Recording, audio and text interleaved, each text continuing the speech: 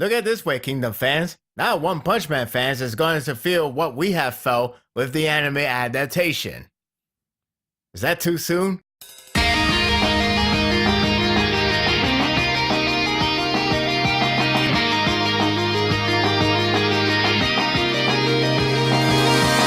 Well, that went south really fast. What did anyone expect? Shin cut a man's top head like a brain surgeon. No one wants that. Too late now. His brain is exposed and there's nothing they can do about it. Well, except going full course on vengeance. Whoops. This was the most intense chapter yet, with increasing tension and a massacre that we haven't seen in a long time. However, its greatness comes with a price of longer wait time for more to come. It's still badass how Shin took out Jorin by slicing his head cleanly. That's a sick kill. Blood runs thickest when it comes to siblings, and Josho is no exception. The man is bawling heavily, almost crying like a One Piece character. Check it out if you don't know what I mean. He is done with this bullshit charade. Now, he's all for the total annihilation. When it comes to siblings, it's best to take out both at the same time. Too late now. All of the Dojaku gather up and form a ring to surround Hishin unit with no chance in hell to run. Mincemeat he was, and damn it, he's going to get him. It's already bad enough for them in the last chapter. Now they are getting floored single-handed. More body count to tally up, and Garu is about to be in line with Shosa. Ugh, still pains me to think about it. There's nothing to fear because Shin is still there. Oh wait, he's injured now because of that stab. I'm glad Shin didn't go out of his way and act like Superman as if it did nothing. It does add more tension since he was godlike in the field.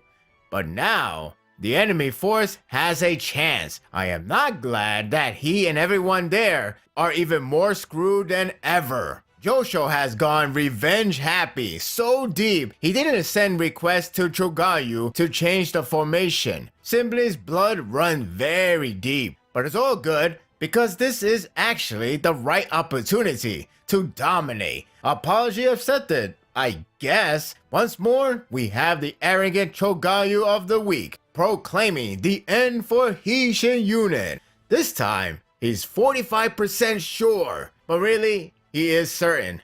Cocky prick. Ten is on the verge of going back to her days of losing all hope. It's all on Shin's court. You know what else is fun to watch? Shosa's slow walk to death. Thanks, Hara. I needed that. But in all seriousness, unlike the last chapter, this one is disheartening to watch. It was hopeful the last time, but with Shin and his men in crisis, it's as if Shosa has lost hope and collapsed. Not saying he really did lose hope, but it's a symbolic way to point out the possible tragic disaster. God, this is tearing me apart. Just end his misery or save him, but I know that won't happen. Instead, Kyou Kai is about to meet his death before him.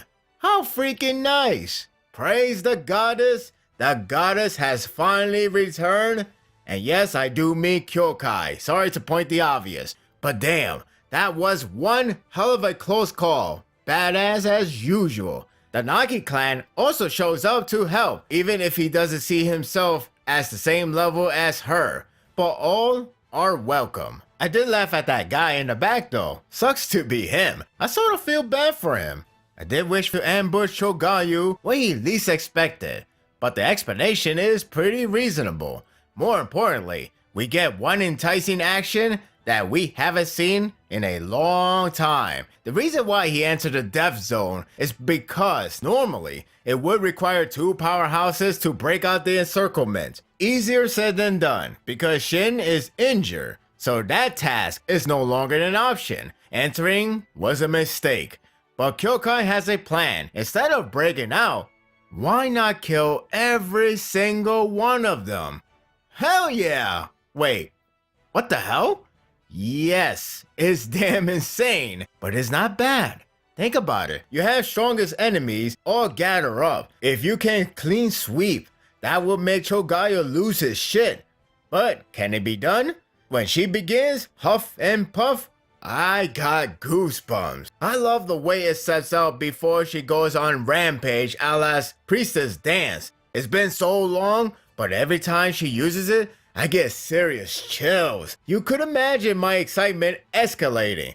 But it's the weight and stakes behind this plan. This must be done to turn the tide completely. Kyou Kai can do it with her breathing technique. But if you forgot the drawback, her stamina will be incredibly low. It's why Shin doesn't like the idea. First, they have to defend her until her technique is ready. For Chogayu, it looks like a normal battle happening from afar. Once Kyou Kai sets off, the landscape completely changed to unbelievable massacre. One of the best part of her killing spree is the way how the visual presented. It's always stunning to watch her dance while dismembering her enemies into pieces. It's gruesome yet beautiful. It's great to see the words told tan tan again. You could say this series can create meme by a single word or three, like ho.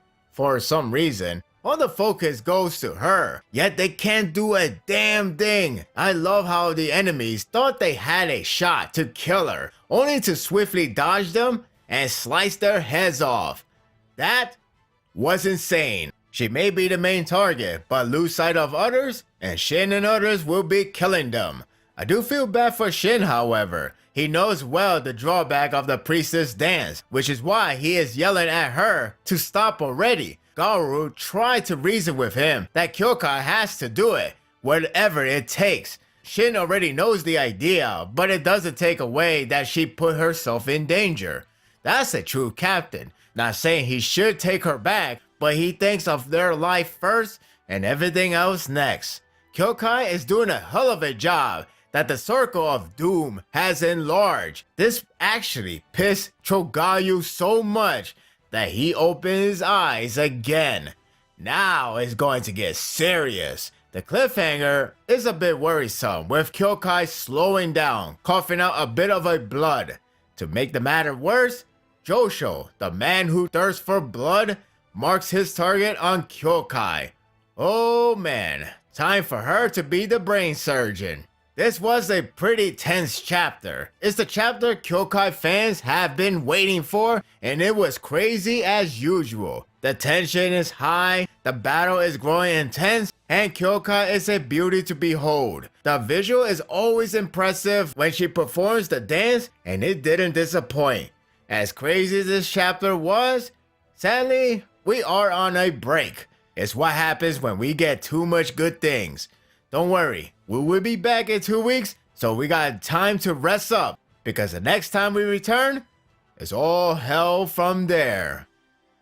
And that will do it for the review. I hope you enjoyed this one. The day is almost over, and I can already sense that Chogayu will die this day. Unlike him, I am certain that will happen. What I don't want it to happen still is Shosa's to die. But that is going to happen, and that's the way it is. What do you think of this chapter? Share your thoughts in the comment section. If you like this and want more of this, subscribe to my channel, and my world will be yours to stay. Until next time, take care.